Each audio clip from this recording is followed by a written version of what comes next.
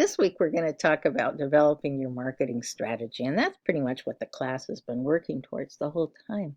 You've been working hard on your business if you have a real one, or you created a fictitious business that you think would be fun to work with.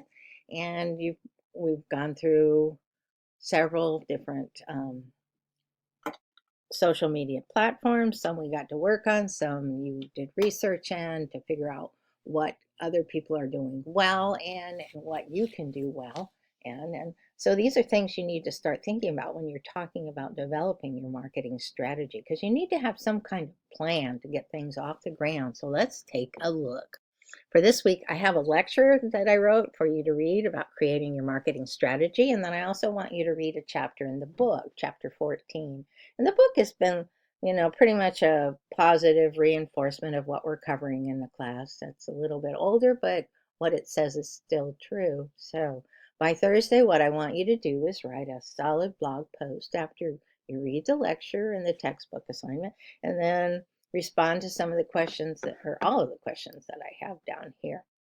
And think about what we covered in class when you write this, and the work you've done using the different social media platforms, and um, what you researched and saw what other people are doing, because that's all important pieces of developing your strategy. And so you have to think about which platforms integrate best with the type of business you've created, because I think you've discovered by reading your classmates' posts and things like that, the business that they're working with can sometimes work differently with the social media platform we're working with that week. Or they have different ones that work well, because some are more specifically designed for more specific type of content to be shared. Music is always the one that comes into my mind, but um, there's ones that are for people who are more into live streaming and things, and they have tools that are really specially built for them, although people are starting to reach out and use them and adjust them to fit with other businesses as well. So a platform can start out with a narrow focus and then spread and be discovered and be used for other people with other end ends in mind, excuse me.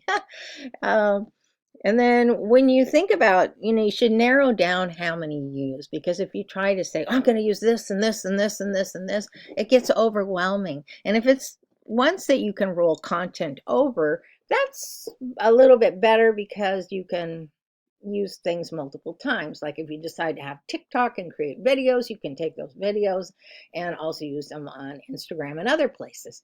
And if you work with Instagram, you can roll your content automatically over to a Facebook page. And maybe you're not that active on Facebook, but if you have an audience that's on there, think about it, because Facebook has a lot of people on it. And if they're seeing something that, say you have a product and it's not necessarily for them or their age group, but they have, like if it's a seasonal item, they might go, this would be a great thing for me to buy for my kid, my grandkid, my friends. My friends have pets, something like that.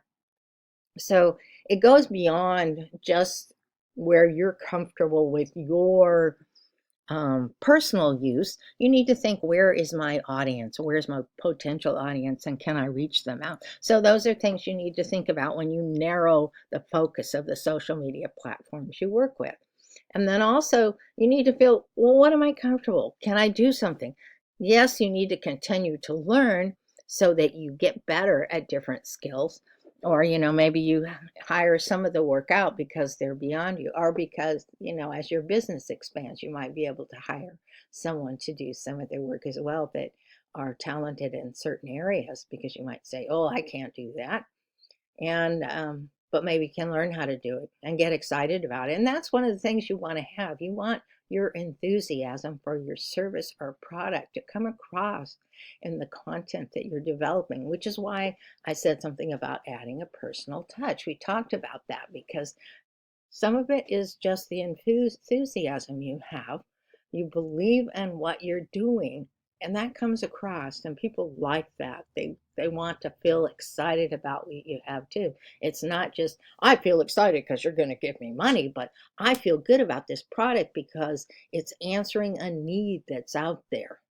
And that's something you want to think about. So there's a variety of reasons and things that you use the social platforms you use or end up deciding on. But you need to focus then also about how much time you actually have. How much time do you have to spend on social media marketing? Because it can be very time consuming, and it's not just developing and posting content. You have to go back and look and see what it is you developed. How can you share it? So read the PDF up here. I was going to have pop it open, but this is getting to be a longer lecture than I wanted to have. I like to keep them short. And then think about all these things, and this will be due by Thursday. If you have any questions, email me.